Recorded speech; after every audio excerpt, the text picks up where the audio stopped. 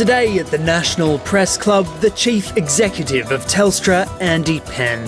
As well as leading Australia's largest telecommunications company, Mr Penn is also the Chairman of the Cyber Industry Advisory Committee. Andy Penn with today's National Press Club address.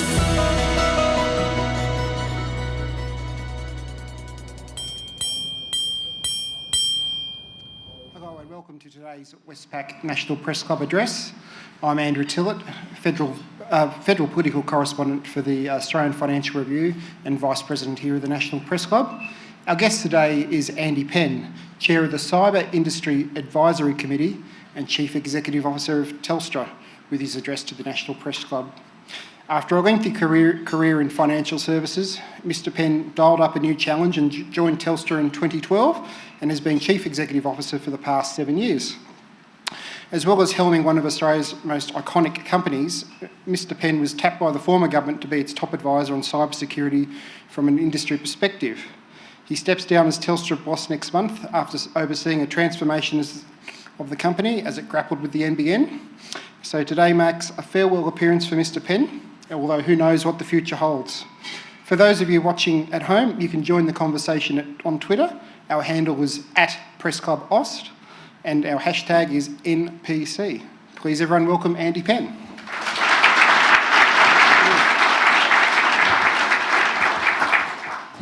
Well, thank you very much, Andrew, and good afternoon, everybody. Can I firstly start by acknowledging the traditional owners of the land on which we're meeting today, the Ngunnawal country, and pay my respects to their elders past, present and emerging. Can I also thank Maurice Riley and the Press Club for the opportunity to address the National Press Club today. You play a critically important role in the debate in Australia, and I'd also like to thank Ian Campbell for his kind comments earlier in our proceedings. As you heard, I'm very pleased to be here in my capacity as the CEO of Telstra, albeit I am stepping down next week after 7.5 years in that role, which has been a great privilege. And also, of course, as the Chair of the Industry Advisory Committee to the Federal Government on Cybersecurity. I also previously chaired the Industry Advisory Panel, which helped the Government in the development of the 2020 Cybersecurity Strategy. And of course, the committee does play an important role in advising the Federal Government on how business, government and legislators can work together in the implementation of the strategy to build Australia's cyber defences, obviously from an industry perspective. I'd like to firstly acknowledge my committee colleagues that are here today, Deputy Chair Cathy Reid, Rachel Fulk, Kareen Best, Patrick Wright, Bevan Slattery, David Tudhope and Darren Kane that are here. But I'd also like to acknowledge and thank both Chris Deeble and Stephen Smith, who have been valuable members of the committee, and in Chris's case, the Industry Advisory Panel before that, for their commitment and contribution. Chris and Stephen are both stepping down due to their recent appointments. Chris as the Deputy Secretary in the Department of Defence, and Stephen, who is conducting a review of our nation's defence on behalf of the government. And I'm both sure that they are critically important roles, but will also include a strong focus on cyber. Can I also acknowledge the presence of my colleagues in government, whom we've worked closely with over the past few years, in particular Secretary of Home Affairs Mike Pizzullo, Deputy Secretary Mark Blanc, Director General of Australian Signals Directorate Rachel Noble, the Head of the Australian Cybersecurity Centre Abigail Bradshaw, and the committee's Secretariat team within Home Affairs. I'd also like to acknowledge the Chief Minister Andrew Barr and Assistant Minister Tim Watts that are here today as well. Today I'm pleased to foreshadow the Industry Advisory Committee's second annual report, which will be released tomorrow. The report provides an overview of the strategy's implementation progress, an evaluation of the impact of the underlying initiatives, the committee's work and the changing threat landscape, and our recommendations of where progress needs to be accelerated. Cybersecurity is not just an issue for government. Everybody is at risk, and so everybody has a role to play. Our strategy to defend ourselves from those who would actively seek to do us harm has to be more than just a whole-of-government strategy. It's a whole-of-nation strategy. It's worth reflecting, though, on just how much has changed in the last 2 years since the strategy was launched. The rate of digital adoption has gone to a whole new level. Our use of technology and its ubiquity in our lives was already significant at the end of the last decade. However, COVID has taught us the convenience of doing things online, and we can now study and work from home very effectively. The implications of the last couple of years have therefore dramatically accelerated the trend in digital adoption, some say by more than 10 years in just the last 2. And at the same time, we are also on the cusp of another great leap forward in technology innovation, as a number of new technologies are reaching a point where together they will enable a whole new world. A world of billions of people and businesses connected by lightning-fast 5G communications, and by the end of this decade, 6G.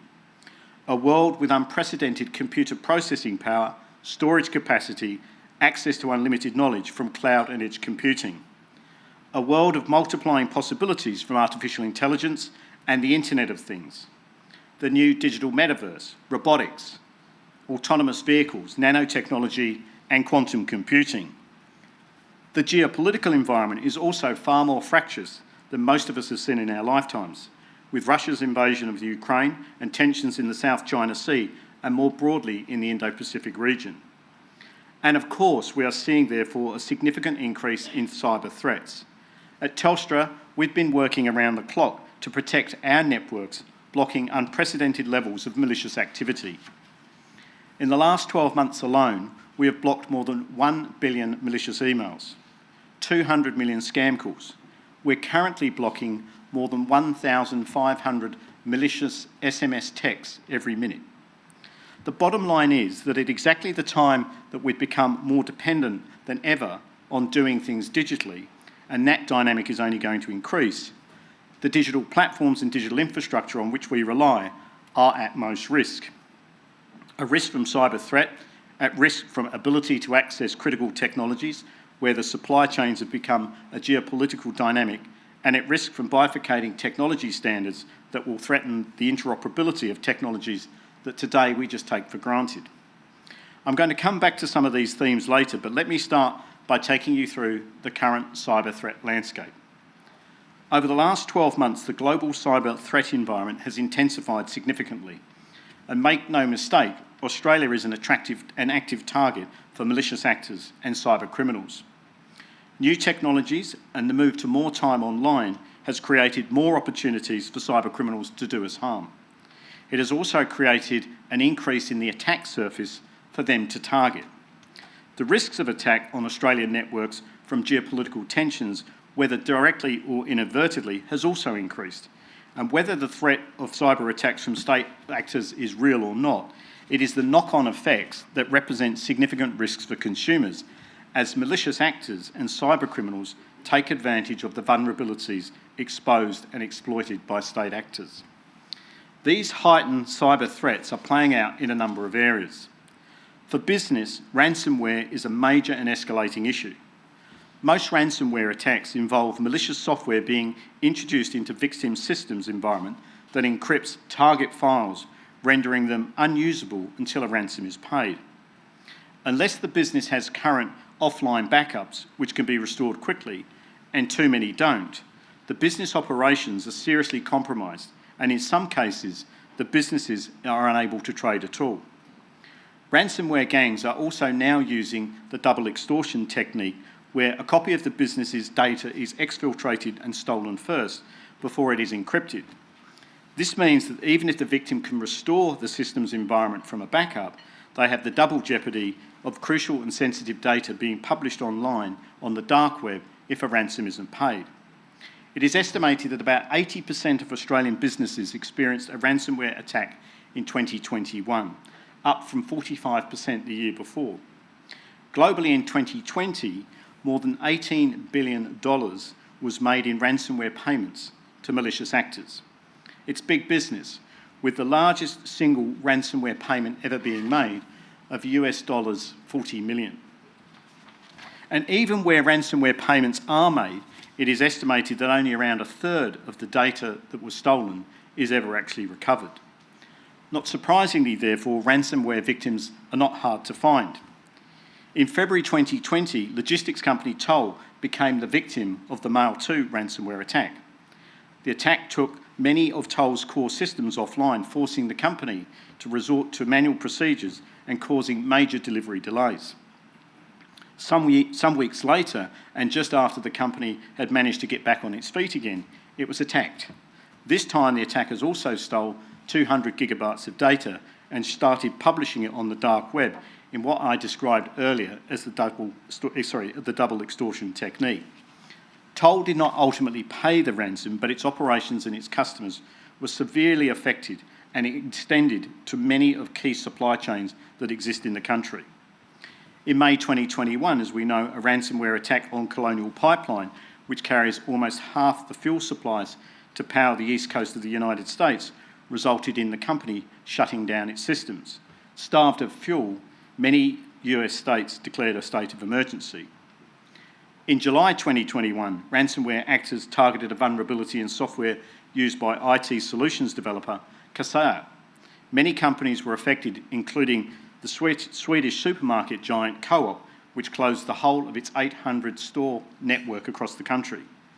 In May this year, the cybercriminals attacked the IT systems belonging to the Costa Rican government, threatening to overthrow the government if a ransom wasn't paid. The president declared a state of emergency, and a subsequent attack a month later shut down the health services across the country. Globally, without prevention, deterrence and response mechanisms in place, it is estimated that ransomware will cost victims more than $265 billion annually in the next 10 years. Another rapidly growing area of cyber risk is business email compromise, particularly an issue for small to medium-sized businesses. Business email compromise is when attackers use email to masquerade as legitimate business, sending messages designed to deceive recipients into sending money or goods to the attacker. Common examples include invoice fraud, impersonation and gift card scams, but ploys can take many forms. And as I mentioned earlier, Telstra has blocked more than 1 billion malicious emails in the last 12 months alone. Although incidences are almost certainly underreported, it is believed that Australians lost more than $80 million to this type of attack in the 2021 financial year. Another growing area of concern is mobile malware. As mobile devices have become more powerful and sophisticated, people are using them for far many activities. Personally, of the time that I spend on a computer, only 5% would be on my desktop. The other 95% is on a mobile device, either my phone or my iPad.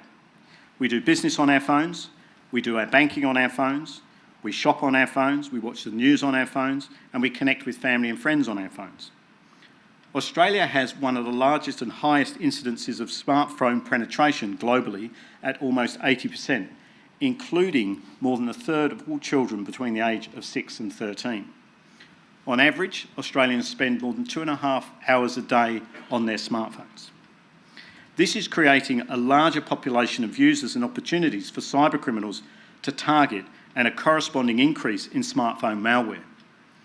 The majority of mobile malware is used to steal usernames and passwords or for emails and bank accounts, but many forms today are equipped with invasive snooping capabilities to record audio and video and track locations and wipe user content. Many Australians have received scam text messages about missed calls, voicemails, deliveries and photo uploads carrying a malicious link that will download a flubot malware if clicked. And the flubot malware, of course, enables cybercriminals to steal banking and contact and personal information from an infected device. Another dynamic increasing in frequency is the exposure of vulnerabilities resident in software used ubiquitously around the world. I mentioned earlier that these vulnerabilities are often exposed by sophisticated state-based actors, but then they are exploited by cybercriminals. Australian networks have suffered collateral impacts from widespread espionage campaigns where various actors sought to rapidly and indiscriminately exploit newly published vulnerabilities, including in Microsoft Exchange and the Log4j script, amongst others. These campaigns are becoming increasingly regular part of the cybersecurity landscape. Timely patching of critical vulnerabilities and organisations configuring their networks and computers to minimise the impact of malicious software spreading throughout the network remain effective in protecting yourself. As well as the caution, though, of running your day-to-day business, organisations also need to be thoughtful and careful when conducting M&A activities. At Telstra, we have seen somewhat of this firsthand. In 2015, we acquired PACnet, which has extensive network infrastructure in the Asia-Pacific region, including extensive submarine cables, which are crucial for transmitting sensitive and significant data internationally. We had done due diligence on the company 6 months before we completed the acquisition. However, you do not usually get direct access to the company's network or systems when you're doing due diligence, and therefore you tend to have to rely on the representations and the warranties of the vendor. So, not surprisingly, the day after we took over PACnet, our cyber team went in and did a very deep end-to-end scan and, sure enough, identified multiple incidences of malware resident in its systems. We've also just completed the acquisition of Digicel in partnership with the Australian Government. Digicel is the largest leading operator in 6 countries in the Pacific region for mobile telecommunications, including in Papua New Guinea. And yes, we identified multiple incidences of malware resident in its systems. Now, fortunately, our cyber team is very experienced and we are able to clean the networks and systems of any companies that we acquire before we connect them to our networks. However, you would be surprised how many companies are not able to do this or do not do this and therefore find that malware comes and infects their whole networks through a company that they've acquired. These are very real threats and of course they therefore need very real action. And the environment therefore underscores the importance of the work that has been done under the 2020 Australian Cyber Security Strategy to date. The recent appointment of Australia's first Cabinet Minister for Cyber Security, Claire O'Neill, also the Minister for Home Affairs, reflects the new government's recognition that cyber security is a national priority. It provides an excellent opportunity to enhance coordination across government on cyber policy, strategy and response mechanisms. Since its launch in August of 2020, the Cyber Security Strategy has established a solid framework and progress has been made in a number of key areas over the last year, including in establishing cybersecurity minimum standards and new information sharing obligations for operators of critical infrastructure, in enhancing incident response procedures across governments and industry, in developing the Cyber Enhanced Situational Awareness Response Package to support the activities of the Australian Signals Directorate and their cyber capabilities, in increasing capabilities of the Australian Federal Police to counter cybercrime, including, and importantly, new powers to attack and disrupt child exploitation on the dark web, in boosting cyber resilience and awareness campaigns targeted at the Australian public, in the release of the Ransomware Action Plan in October of last year, in providing expanded resources, advice and guidance materials to small and medium enterprises in Australia, and in making some progress in hardening Australia's government's own IT systems. Additional and complementary work is also underway to improve cyber skills, international engagement and technical capabilities via other streams of work across government. This includes the International Cyber and Critical Technology Engagement Strategy under the Department of Foreign Affairs and Trade, and I'd like to acknowledge Tony Feakin, the Ambassador for Cyber Affairs and Critical Technology here today, for his leadership in developing this important work. The government has also announced its intention to invest nearly $10 billion over the next 10 years in Red Spice, which will be delivered by the Australian Signals Directorate. The Red Spice program is in response to the deteriorating strategic environment in the Indo-Pacific region, which is far more complex and far less predictable than any time since the Second World War. Throughout recent years, Australia has been the target of a range of actors conducting cyber operations that pose a significant threat to our security. Red Spice will enhance the intelligence capabilities of the ASD and grow our cyber defences. It will double ASD's analytical workforce and persistent cyber hunt activities and national cyber response capability. It also incorporates some of the initiatives that were previously in the CESAR program, moving them forward in time and expanding them. And as part of this, ASD will have significantly larger footprints in Melbourne, Brisbane and Perth encapsulating the smaller joint cybersecurity centres currently in those cities. So, a lot has been delivered or is in the pipeline to improve our cyber defences. However, notwithstanding this progress, there are crucial areas where more needs to be done, either because insufficient progress has been made or because of the evolving threat landscape. So in its report, the committee has identified a number of areas where progress needs to be accelerated. But I would like to comment on 6 in particular. Firstly, hardening government's own IT systems.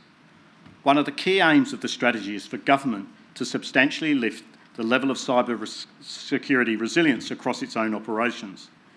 Government systems continue to be the prime target for malicious actors, and there have been many attacks directed at government, such as the state and federal level. These attacks targeting service delivery agencies, government departments, and political offices. A lot of work under the cybersecurity strategy to date has been focused on what business needs to do to improve its cyber defences, particularly critical infrastructure operators. At the same time, however, it is important that the government makes progress to harden its own systems and cyber defences. In asking Australians and Australia businesses to support the strategy, the government needs to be a role model in its own operations, in adopting the Essential 8 model and improving security, increasing digital government service delivery. The cyber hubs have been established to lead this and coordinated by the government's Digital Transformation Agency need to be given more teeth, and their work needs to be accelerated. Secondly, it is crucial that the government maintains industry engagement and consultation in the development of industry regulations for critical infrastructure and systems of national significance. This legislation is the cornerstone of the strategy, and industry consultation will be crucial to it being embraced over the longer term by business. For most of the 11 sectors identified as critical infrastructure, other than telecommunications and financial services, the nature of these obligations is relatively new. The supporting regulations, therefore, and any future amendments will need to be carefully designed and implemented in partnership and consultation to reflect the specific dynamics and state of progress of each industry sector. Thirdly, governance and measurement. The 2020 cybersecurity strategy is a significant body of work. It comprises almost 50 specific programs of work aimed at government, industry, and the broader community. Strong management and monitoring of the progress of each of these programs and its initiatives is essential to ensure their success. It is the committee's view that the current framework of evaluation and measurement is not yet sufficient for a program of this scale. Developing an empirical data-driven evaluation system of Australia's cybersecurity maturity has to be a key and consistent recommendation from the committee since its inception. Without a rigorous evaluation and measurement system, government can only rely on anecdote and commentary to determine the progress and effectiveness of initiatives under the strategy. It's a crucial strategy for our security, and we need to be able to point to proof points and data to ensure confidence in the successful implementation of it. The fourth priority is threat sharing and government and industry collaboration, both crucial to improving Australia's defences. The government's Cyber Threat Information Sharing Platform, or CTIS, will help address long-standing industry requests for improved threat sharing indicators. Now the development of the platform is out of its pilot stage, the priority must be for both government and industry to work together to get as many organisations enlisted as possible. It will also need the allocation of dedicated resources to ensure continuous quality assurance. Threat sharing is the key to threat blocking, and threat blocking is the key to cleaner pipes and a safer online digital world for everybody. The CTIS platform is an initiative of the Australian Cyber Security Centre. Another important initiative of the Australian Cyber Security Centre is the Joint Cyber Security Centres, which were originally created under the 2016 Cybersecurity Strategy. They are also key vehicles to increase collaboration between government and industry at the federal, state and territory levels.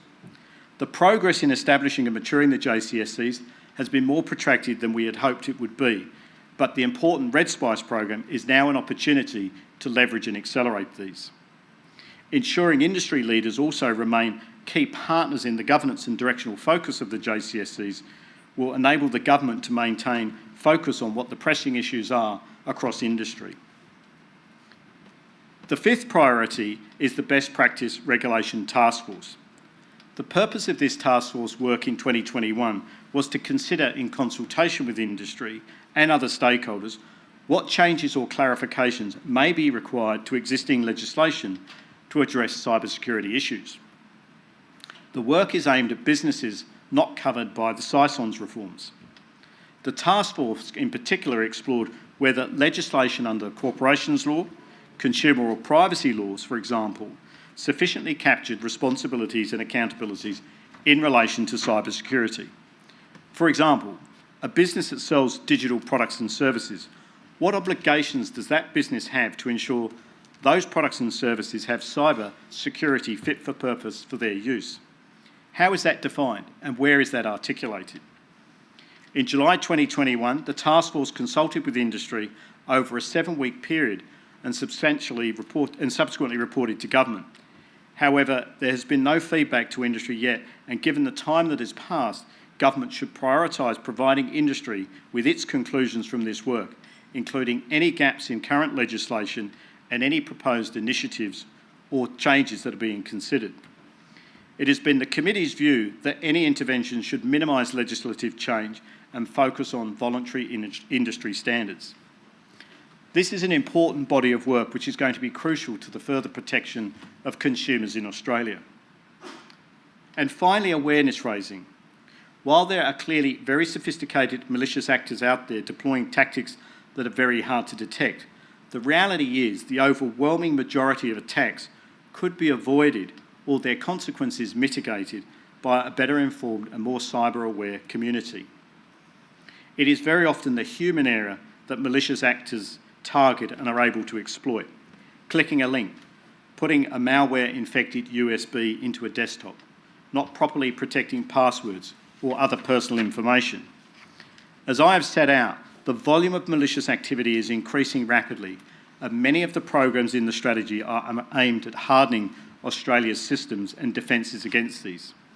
Whilst these programs include identifying and blocking malicious activity before it reaches the public, we will never be able to stop everything.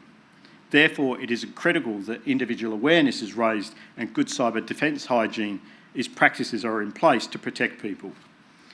Now, there have been a number of cyber awareness campaigns and initiatives launched under the strategy, and their results are actually very positive.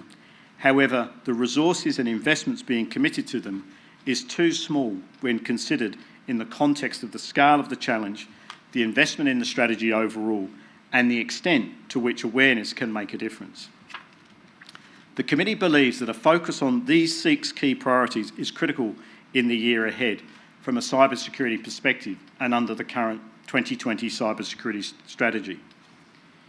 At the same time, however, it is important to recognise and understand the fragility of our digital platforms is not only at risk from cyber attack. While cyber is a major factor, there are other key issues affecting our long-term security and of our digital future, and these need to be taken into account through broadening the strategy in the future. 2 in particular are of concern to the committee. Firstly, supply chains for critical technologies, and secondly, global standards for technology. And I want to comment on both of these. Geopolitics and global economics are now playing a major role in the supply chain of critical technologies on which our technological future depends. Providing a synopsis of what is happening geopolitically and economically is beyond the scope of my remarks, but I think we can all just see how much the world has changed dramatically in this regard over the last few years. The point I do want to elaborate on, though, is how this is playing out in the supply chain of critical technology. Critical technologies have become an increasingly important focus at a political level, with many countries, including Australia, bringing access and long-term supply of critical technologies much more centrally to the policy and national security agendas. The simple fact is that if our future is going to be defined technologically, our access to and the resilience of our technology systems is now an issue of national importance. Let me direct us to two specific technologies to highlight my point: 5G radio access telecommunications equipment and semiconductors. 5G is what keeps us connected, and semiconductors are a key component in every technology today. In a new car, for example, there can be as many as 3,000 microchips to power touchscreens, engine controls, driver assistance cameras, and many other systems. Australia has no material sovereign manufacturing capability of either 5G or semiconductors, so we are completely dependent on offshore supply chains. Over the last 2 decades, the supply chains of both of these technologies has become increasingly concentrated to the point where there are only a handful of manufacturers in the world today. There are even fewer in the Western world. Now, as you can imagine, these technologies take decades to develop, decades of innovation, patent creation, and of course, hundreds of billions of dollars of investment. Suffice it to say, they cannot be replaced quickly or easily. Any reversal of this trend must therefore tackle this issue. In other words, governments, including the Australian government, are going to need to be more hands-on than they have ever been in the field of technology, particularly critical technology. Issues of national security and prosperity are matters for government, and of course governments are the ones who are responsible for the development of policy, legislation and regulation. However, the reality is today, technology innovation, technology development and technology operation is predominantly in the private sector. These two interests, therefore, need to work much more closely together in the future than they have in the past. This was the same message that Admiral Mike Rogers, former head of the US National Security Agency and second commander of the United States Cyber Command, made just a few weeks ago when he was here at the Press Club. Mike's number one concern is exactly this: the need for government and industry to come together much more closely to secure our technological future. A study in the US in 2019 looking into research and development trends since the Second World War found that the overall level of R&D investment in the US as a percentage of GDP had broadly stayed the same. However, the proportion that had been invested by government had more than halved, and the proportion that had been invested by business had more than doubled. The challenge with this is that governments and businesses' priorities are not always fully aligned. Businesses account to shareholders who are looking for an economic return, and increasingly a shorter-term economic return. Consequently, the focus of R&D has been relatively less driven by priorities of government, which include matters of national interest and security. Not surprisingly, we're now starting to see the reality and the consequence of this dawning on policymakers, and the approach towards policy and investment is starting to change. For example, Australia was officially the first country in the world to limit from whom telecommunications companies could acquire 5G radio access telecommunications equipment. Several other nations have since followed suit. It's significant also that President Biden recently announced a $250 billion package of investment from the US government that covers activities ranging from artificial intelligence, quantum computing. The investment also includes a staggering $52 billion to boost national production of semiconductors. That is more than Australia spent on the whole of the NBN. Probably nearly as much as we spent too, by the way. But in the announcement, the President said, "We are in competition to win the 21st century, and the starting gun has gone off. As other countries continue to invest in their own research and development, we cannot risk to fall behind." Australia cannot risk falling behind either. The second issue adding to the fragility of our digital platforms and digital future is the setting of global standards around connected digital technologies. We live in a world where we almost take for granted that we will be able to access the internet wherever we like and whenever we like, that everything will be interoperable, that when we go overseas our mobiles and laptops will work in different countries, that our information, payment and our other systems will work seamlessly in a ubiquitous world. But of course, that doesn't happen by accident. For almost every technology today, there are global standards to ensure that all parts of the technology system are building in a way that ultimately you and I can use them interoperably. But again, geopolitical rivalries threaten this, and there is a real risk that this could lead to a bifurcation in global standards around things like the internet, mobile phone technologies, and privacy standards. Two sets of global standards would mean competing interests: satellite and telecommunication networks, hardware and operating systems. The costs in every sense would be enormous, and it would put an end to a globalised value chain with all its many benefits in terms of cost innovation and compatibility. This is a significant challenge for Australian policymakers and their international peers. It will require skillful diplomacy that is perceptive around governance and standard-setting processes. It will require careful navigation of complex geopolitical, technical and economic landscape issues and tensions. And it will require reimagining how policies are set within a technology framework. And this, of course, is one of the key objectives of the International Cyber and Critical Technology Engagement Strategy that I mentioned earlier. Finally, before concluding, I wanted to comment on one other topic, and that is skills in the workplace. If we are to meet all of these challenges and thrive in the accelerating digital world, we're going to need to substantially lift our level of cybersecurity skills. And we're going to need to do this right the way across the spectrum, whether that's deep cyber expertise or just basic cyber hygiene. Through our schools and our universities, our governments and industry, and we're going to need to do this fast. Cyber needs to be a key topic in the Jobs and Skills Summit next week, and the cybersecurity strategy needs to be expanded to more fully embrace this challenge in the future. So with that, let me conclude. And I want to finish where I started. Technology innovation offers Australia and Australians huge opportunities in productivity, in new discoveries, new products and services, improved customer experiences, more efficient cities, better health outcomes, and so many other areas. However, the promise of the digital economy is not guaranteed. In fact, while the security of our digital infrastructure and platforms has never been more important, it has also never been more fragile. Not only are they at risk from cyber attack, but they are also exposed to other risks including access to critical technologies such as 5G and semiconductors, the risk of maintaining interoperability from the threat of bifurcation of global standards, and the risk of inadequacy of our skills base to meet these challenges, but also to capitalise on the opportunities. We therefore applaud the Minister's decision to shape a broader national cybersecurity strategy through this lens, a step which will be critical in building and protecting Australians and Australia's sovereign capability. As Australia continues to navigate an increasingly complex cyber threat landscape, now is the appropriate time to refresh and expand the strategy, and the committee looks forward to continuing to work with the government and to support it in so doing. A lot is at stake, and we need to work together, and we need to do that fast. As a country, we need to deeply understand these dynamics and their potential impact on the technology upon which we rely. As a country, we need to prioritise the policies and strategies that create a coordinated and integrated response. And as a country, I cannot think of a more important time to engage in this discussion than now. Thank you.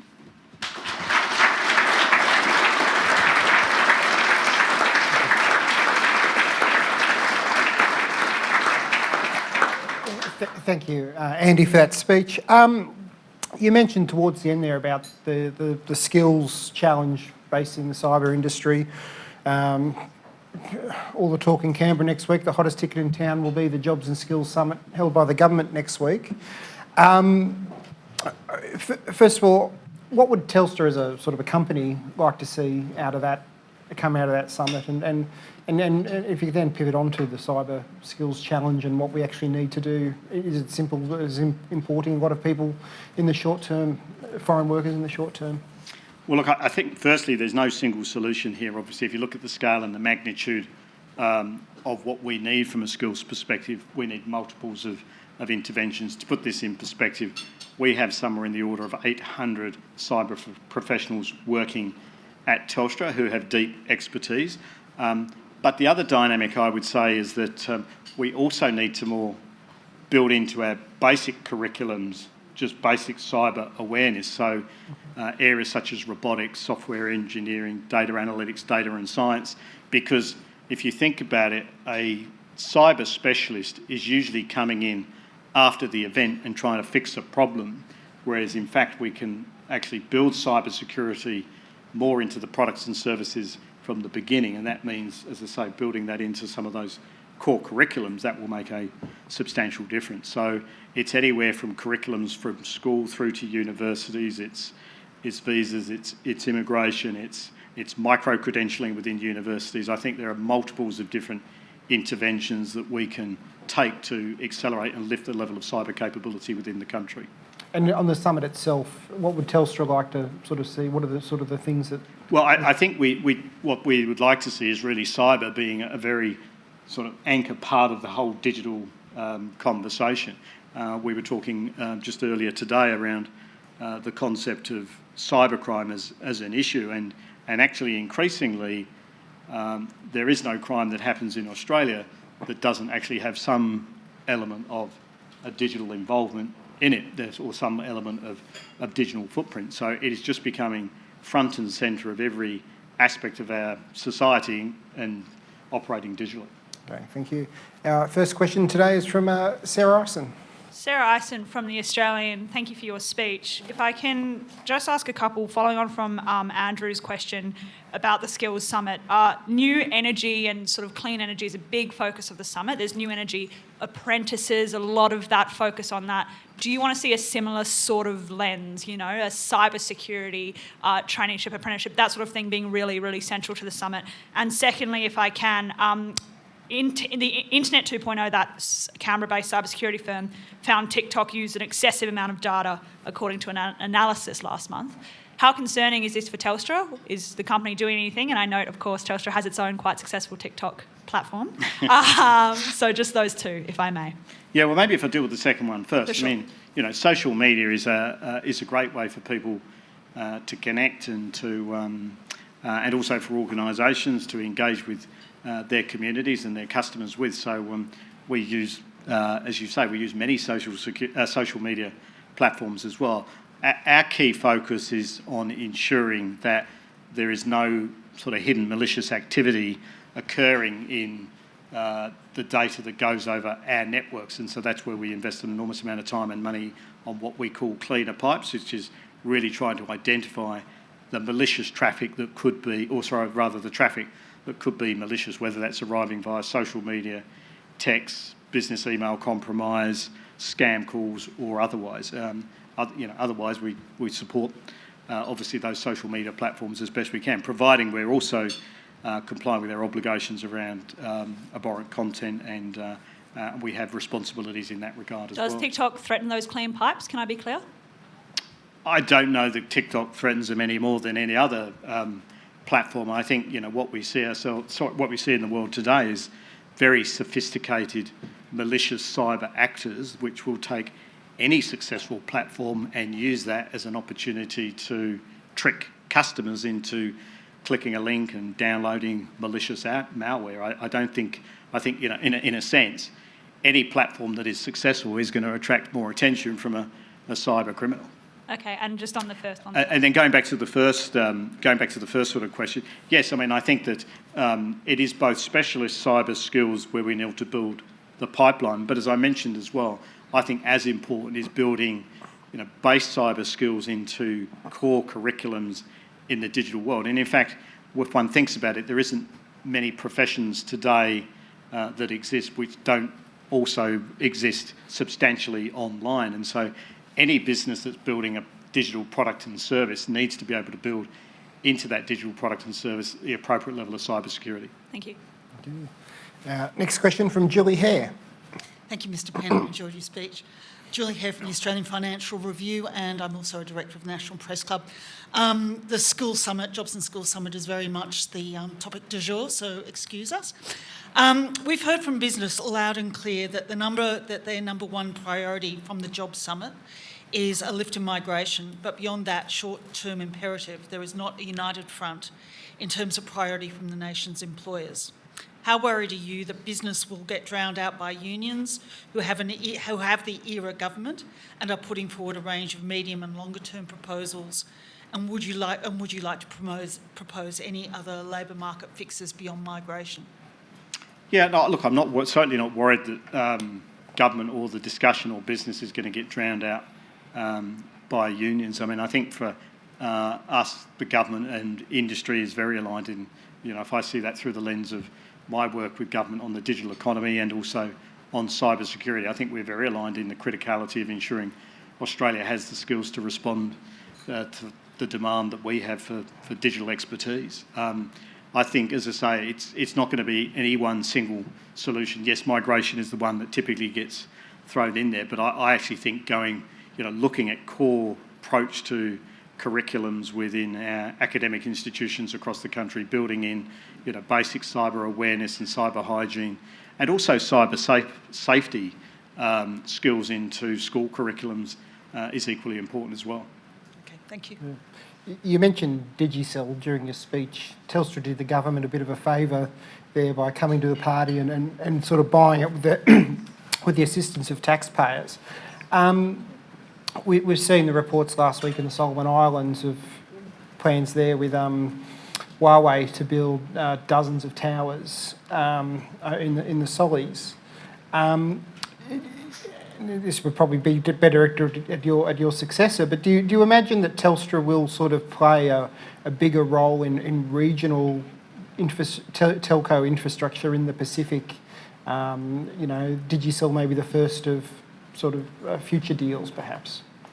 Well, look, Telstra is already a very significant telco operator in the Indo-Pacific region. The digital acquisition is an acquisition of a significant mobile operator, as I mentioned, in 6 markets, particularly Papua New Guinea. But what you don't see is below the surface of the water is a very, very extensive submarine cable network, which is key in transporting data and information and internet traffic within the region and outside of the region. In fact, we carry about 1/3 of all internet traffic in the broader Asia-Pacific region, and so that is pretty substantial. We last year announced we're building the new ground stations for Viasat's Series 3 Asia-Pacific satellite, all of which will be based, the ground station that is, all of which will be based in Australia. And I think that as we move forward into an increasingly digitally connected world, I think everybody's becoming more aware that actually what sits beneath us all accessing the internet and doing things online is actually a lot of infrastructure. A lot of the infrastructure is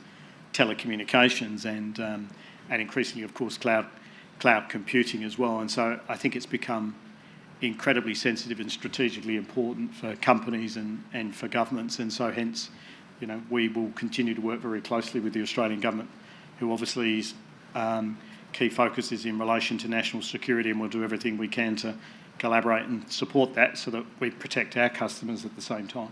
Thank you. Next question, Marion Ray. Yes, Marion Ray, Future Economies Correspondent at AAP.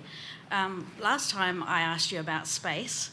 This time I want to bring it down a bit, talk about the cloud, which is actually not clouds, but based on, boring massive banks of servers and the cables you've mentioned, and also highly dependent on energy. And there's talk that Australia could be, a future industry could be massive data centres, mega green data banks. What sort of new cyber threats does that bring, or is the greater challenge actually the new sources of energy? And should that be a future area of business for Telstra? Yeah, well, look, I mean, in a sense, it already is an area of business. We already do provide some cloud and data centre services as well. And to the point, we provide the cable connectivity to them as well. In fact, just very recently, we announced a very significant transaction with Microsoft, who will become an anchor tenant on our new intercapital fibre network, which is basically them using that to transmit data in and out of their cloud and data centres. So certainly opportunities for Telstra, and certainly an area that we're investing in. In the threat that it presents from a cybersecurity perspective, like in many things in life, of course, it's both a threat and an opportunity. The opportunity is that what we tend to find is that if businesses, particularly small, medium businesses, move a lot of their applications to the cloud, generally speaking, those applications are managed in a way which enhances the cybersecurity because the patches are made more regularly, and as opposed to those applications remaining on-prem for a small, medium business. Of course, though, that it does concentrate the data as well, and so we have to make sure we have appropriate critical infrastructure protection in place for them, which is why in the new SISONs or the new SOCI updated security of critical infrastructure amendments, data storage is one of those critical technologies where there will be increased obligations for operators to threat share and to have more sort of detailed plans and obligations to report instances and the like. And so I think cloud net of it is it provides opportunities for our digital economy and to improve security.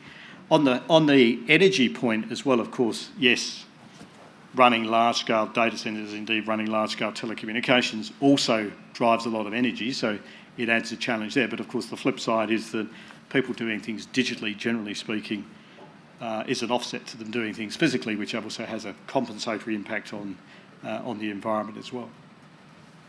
Thank you. Next question is from Simon Gross. Simon Gross, Canberra IQ. There's a very critical blind spot in the discussion of cybersecurity, and it was reflected in your speech, and that's law enforcement and justice. I'll quote from an ASD Cybersecurity Centre report a couple of months ago. Malware developers benefit from lucrative cyber operations with low risk of negative consequences. Many malware developers often operate from locations with few legal prohibitions against malware development and deployment. It goes on. So we don't need to go through the details of the foreign context we're in and the problems of global law enforcement in this area. Do you see any prospect that this could change, or we're just going to have to do defences rather than enforcement? Well, I think, we should obviously always attempt to do both, but as you point out and as the report highlights, unfortunately, I think as we all know, many of these malicious attacks actually originate from offshore, from jurisdictions over which our agencies don't have any rights whatsoever. There is, however, a lot of work happening internationally with like-minded nations to collaborate and to coordinate crime-fighting activities. In the cybersecurity strategy as well, there are changes to powers which actually assist agencies such as ASD disrupt offshore cybercrime. There are investments in the Australian Federal Police to build their capability. The new JP3 Centre, which is a joint policing capability, as well, has been established. So I don't think we should give up hope in any respect in terms of our various different agencies fighting cybercrime. But the challenge, as I always describe it, if you wanted to rob a bank 100 years ago, you'd come down the high street and you'd knock on the door and the money would be in the safe at the back. Unfortunately, now you can rob a bank from anywhere in the world, and that's sort of metaphorically what's happening, and that's the challenge. One of the things you mentioned in your speech at length was about the semiconductors. We've seen in recent times with Taiwan the concerns around that, and that is one of the major producers of semiconductors in the world. It sort of highlighted the vulnerability there. You referred to the US amping up the construction of semiconductors. Is Australia in a position to do the same, to build them here, even though we have a small market and we don't build in products like cars, for instance, where semiconductors go into? Well, there's basically only three manufacturers of semiconductors in the world today. That's TSMC, Samsung, and Intel in the US. Building a semiconductor plant is at least a $20 billion investment and multiple years of building. It's already dependent on years of IP creation and innovation, so it would be incredibly difficult to replicate that. In fact, the trend has been in the opposite direction. Over the last 20 years, the number of manufacturers of semiconductors has probably declined for more than double digits to the three we have today. Same with, by the way, 5G radio access equipment. When we launched 4G in the early 2011, 2010, there were 12 companies in the world from which you could buy 5G radio access telecommunications equipment. Today there are four and a half, of which only 2 are in the Western world. And so that is what we have seen. This is my point earlier about access to critical technologies. I could go through the long stories as to how we've got to the the world that we're in today, but the reality is the supply chains have become incredibly concentrated. Where Australia does play a role, though, I believe, is whilst I don't really see us ever becoming a serious manufacturer, and both of those, where we do play a role is we have deep technical expertise and very close partnerships and very well regarded both at the government level, but government should speak for itself, but also at the business level as well. If you take Telstra as an example, we're regarded as one of the top 2 or 3 telecommunications companies technologically in the world. So our partnerships with people like Intel and Ericsson, who are developing this technology, puts us in a position of being able to influence their product roadmaps and how they build their capabilities and solutions, which, by the way, Australia does have particular requirements for, just given the nature of the topography and the demography of the country. So we need to continue to invest in that intellectual capital to be part of the global discussion, the global debate, so that we can increasingly make sure that we ensure our access to supply of those technologies. And TSMC is, by the way, the largest producer in the world. It's not just one of the biggest, it is the biggest. Yeah, cool. Next question, James Riley. Oh, yeah, thanks, Andy, for the presentation. Very interesting. I'm James Riley from innovationoz.com. I had a couple of questions about sovereign capability and domestic capability and the difference therein. I'm glad you asked about semiconductors. So just to be clear, would you support government supporting an Intel or one of the others setting up in Australia to help kind of build that capacity? So that's the first thing. On the other, cybersecurity is obviously a huge challenge and therefore a huge opportunity, as you've said. From your vantage point as the chair of the Cybersecurity Committee, does government do enough in terms of the procurement levers in buying Australian-developed, sovereign-controlled tech and services to build that kind of capability to create jobs, build wealth, build companies?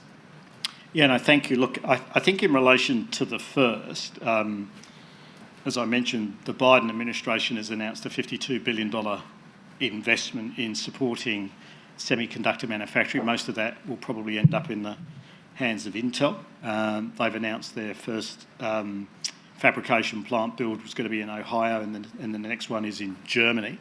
I'm not aware of any detailed discussions in relation to Australia, but they are very, very significant investments. But I think that's a question probably better directed to the government. I think as regards to the government's own procurement practices, we work very closely, obviously, with government, and I think that particularly around sensitive technologies, there is very much a bias within government to support local capability and local technology, and I think we see that as well through other procurement activities across government as well. I mean, albeit government ultimately has to play with an even hand as well, so it's a delicate place to operate, but that's probably what I would say, and direct you otherwise to our colleagues from government that are here. Thank you. And our final question for today is from Justin Hendry, who earlier was announced as the winner of the ASG Excellence in IT Journalism Award. So,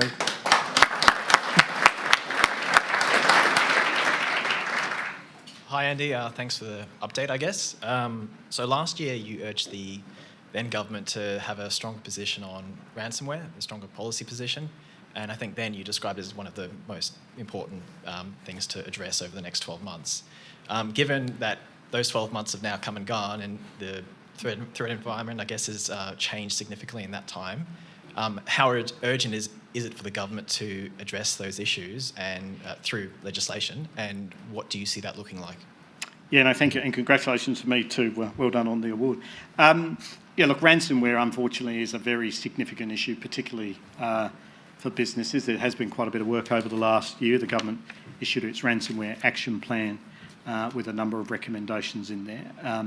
And then also, I know the Australian Cybersecurity Centre puts out a lot of advisory to businesses, and I know businesses ourselves, we help a lot of customers with ransomware attacks as well. Ultimately, I think the single biggest lever that we have to pull is in community awareness, because ransomware generally will end up in someone's systems or computer or desktop or laptop or whatever it may be through some form of introduced malware. That malware will either be introduced by somebody clicking a link or otherwise maybe somebody putting a infected USB into their computer, or it might be through a worm from another source, such as the one I mentioned. You buy a company and then all of a sudden you've got a malware. And we can do a lot to try and identify the malicious activity and block it, but unless we can actually help the community help themselves by better password protection, patching systems, offline backups, we're never going to be able to catch everything. So the one area where we do call out where we think that government could invest more in the context of the overall scale of the strategy, is in community awareness. The campaigns that the government has so far launched have been actually shown some really, really promising results. But if you look at the level of investment in the context of the broader investment in cybersecurity, I think it's small relative to the benefit that it could have. Thank you. Thank you. Andy Penn, thank you for your time today. If everyone could join me in thanking Andy.